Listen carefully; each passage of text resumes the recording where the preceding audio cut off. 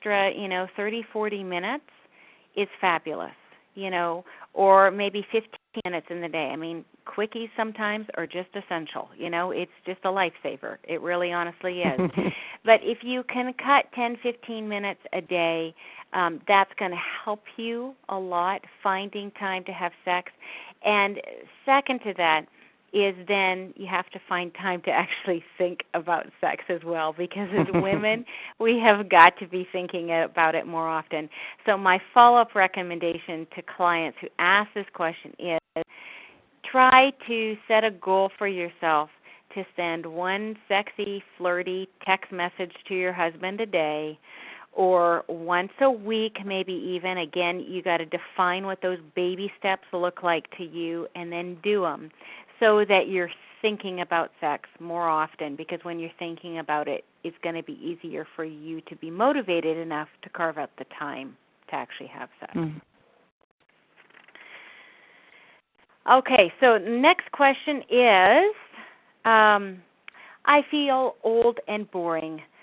Well, how can I make sex fun and make it feel young again? And I think every woman who has had children feels this. This is a very common sentiment. And the thing that I say to people is that boredom can really be the death of a sex life.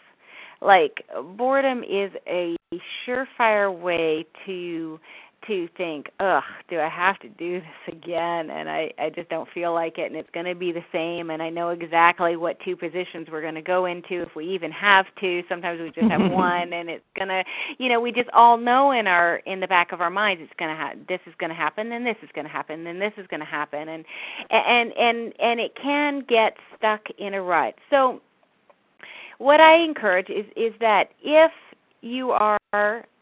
your goal is to combat boredom in your sex life, you're going to have to find time to be creative. Now, that can look, again, all different sorts of ways. My recommendation is that you start small, that you say to yourself, okay, if boredom is something that you're wanting to combat, you say to yourself, I am going to make it a goal that once a month we're going to try something new, something that we haven't done before. We're going to try a new position. We're going to try to have candlelight rather than the lights on or the lights off. We're going to install a dimmer switch so that we can control the lighting. We're going to try a new technique, something that we have not tried before. We're going to do it in a new place. We're going to do it in the bathtub or the shower or the back of the car, or, in the garage while the kids are asleep. I mean, there's all different things that you can think of, and you just choose one thing a month. So maybe, first Saturday of the month might be your reminder. Oh, it's first Saturday of the month. I need to think of something creative. And you pick something. Now, my website, erinfaye.com, and my name is spelled very peculiarly. It's ERYNFAYE.com.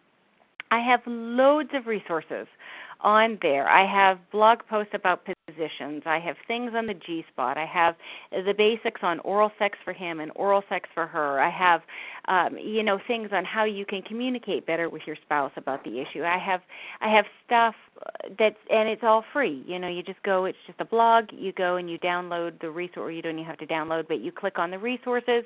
There's a little bubble, kind of a thought bubble on the left or on the right-hand side bottom of the website that has all the little tag lines of the subject matter, so you can click on that if there's a subject matter that's interesting to you. So if you're looking for, if you're one of these people who says, I want to be creative, but I don't have a clue even where to start with my website, because there's tons of free resources for you, and you can get some ideas and find something. And when you try something new, cut yourself some slack. Give yourself a break, because nothing new is going to be like fireworks the first time. So allow yourself to try something a couple times before you decide you don't like it, and just enjoy, kind of have experiment sex where you say to your husband before, let's try something new. I can't promise it's going to be great, but, we can chalk it up as experience, and we can try it, and then implement it in your sex life and see how it goes. Sometimes when you try these new things, it's kind of like, nah, I'm not going to do that again. Sometimes when you try these new things, you're like, oh my goodness, I've been waiting for that my whole life. Why didn't I try that before? So you just never know until you try it. Let's see, we're at 9:37, and I've got until what time, Becky? Like 12 more minutes. Okay. Till 10 too. Okay, I'm going to tackle one more question, and then I'm going to open it to questions, because this next one I thought was a really good one as well. And this question was,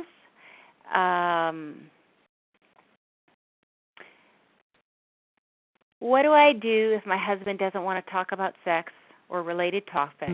How can I initiate the conversation? Superb question.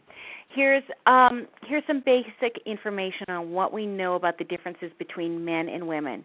If you stick people from different cultures and ethnicities into an fMRI scanner, which is basically a brain scanner to see what's happening while your brain is functioning, you cannot tell any difference between someone who comes from an Asian background or a Caucasian background or European background or African background. There are no distinguishable differences in what the brain looks like.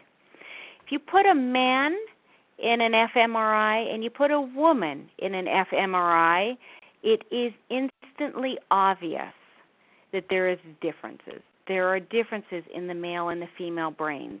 And I won't go into detail on that or bore you with that scientific information right now, but we know scientifically that how men communicate and how women communicate are different because of the differences in our brains, okay?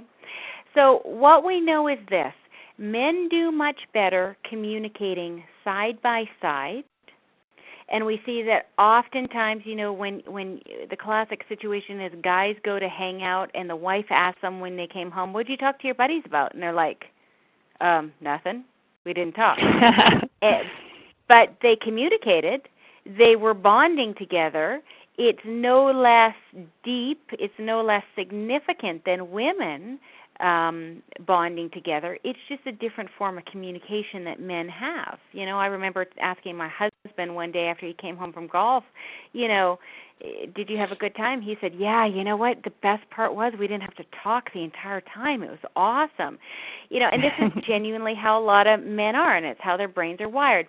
Women, on the other hand, when we want to bond, we sit with a cup of coffee usually or a cup of tea, and we sit face-to-face with each other. We look each other in the eyes. Anthropologists call it the anchoring gaze, and we bond. We just really bond. So when you are initiating conversation with your husband, particularly about a subject that can be so heavily laden like your sex life, okay? If you're in a situation where you haven't had sex in a while and you're wanting to just start a conversation so you can work to having sex again, that it can be fairly emotionally laden. It can be difficult. It can be stressful, all of these things. So my recommendation is that you follow their talking pattern, their communication style, and you do it side by side. Some of the best conversations you will ever have in your relationship is when you're taking a drive. So if you can, get a babysitter for those wonderful kids and go for a drive for half an hour. And when you talk about sex and you're bringing it up, my recommendation is that you ask specific and open-ended questions. And then you ask your question and you shut up. You just listen at that point. Try not to get defensive as much as possible. Just really, really listen to what your husband is saying. So you could ask something like, what do you like most about our sex life?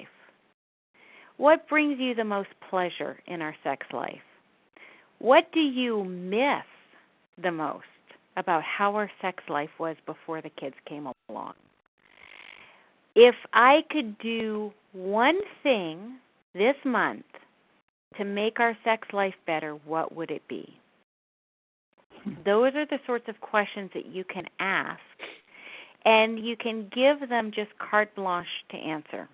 And if it takes him a while to think about the answer, give him the time to think about it. Don't be afraid of the silence. Enjoy the drive as you go, and let him think about it until he can come up with an answer. And I also recommend, have in your back pocket what you would like if he asks the question back. So if he was to say, if there's one thing that we could change in our sex life this month, what would it be?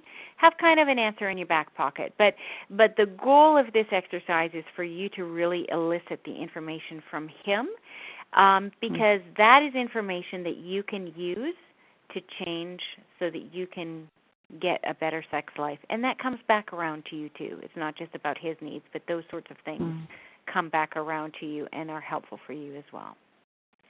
So that is not all the questions I was given, but looks like I have 8 minutes left here, so I just wanted to open the door for questions for ladies. And just a reminder, if you have a question and you're on mute, you'll have to hit *6 to come off mute so I can hear you. And another reminder, you don't have to say your name. Just go ahead and ask the question. You can start with, I have a question, and then just get right into it.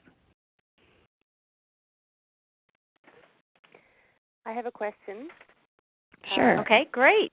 Wow, that was fast. Normally it takes about 45 seconds for the first person to work up their courage. Bravo. And it is tough for me to ask. It's tough for me to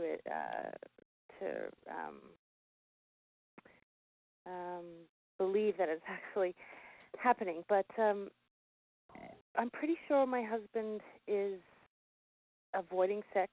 Actually, I know in part he avoids it because he's afraid of having more kids. So of course we know there's contraception. He actually had a vasectomy about 6 months ago, but there's still fear there because we just don't want to go down that road. We have twins. It's awesome, but we're finished. But I guess it's a product of his personality as well, just the way he is, and I don't fault him for it. But so I'm not sure what part of this he can address and what part of it is just his personality. But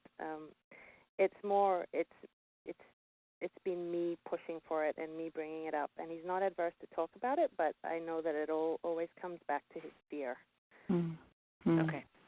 Does he actually articulate with you that the fear is the cause of him avoiding sex? Yes. He actually says that. Yep. Good. So he's at least self-aware. That's awesome. Yep. Okay. Yeah. So, have you tried or said to him, why don't we both have orgasms, or you have an orgasm or I have an orgasm, if you don't have time for both of you to have orgasms, why don't we do that without actually having intercourse? No, we haven't. We haven't tried that. Okay. Good idea. Okay, because if his fear is rooted on pregnancy, which of course can only happen through intercourse. Yeah. It's a long shot without intercourse, but yes, through intercourse. There is no reason why you can't connect and give each other pleasure and get that. When we have orgasms, we have this huge boost of oxytocin that hits our brain, and oxytocin is the bonding hormone. It's how we're designed to connect with the person we're having sex with. Well, you don't have to have, excuse my bluntness, but you don't have to have penis and vagina to get that. Yeah. You can have that oxytocin boost without. Whether it's manual stimulation or oral stimulation or using a bedroom toy. You can use all different things. You're still connecting. Yeah. But he doesn't have to even face the fear of potentially getting you pregnant. Yeah, that seems like a no-brainer now that you say that. But I guess then the rest of it comes down to all the what you've already addressed, the time and finding the energy and all that. But yeah, that's exactly. That's great. Exactly. And start with foreplay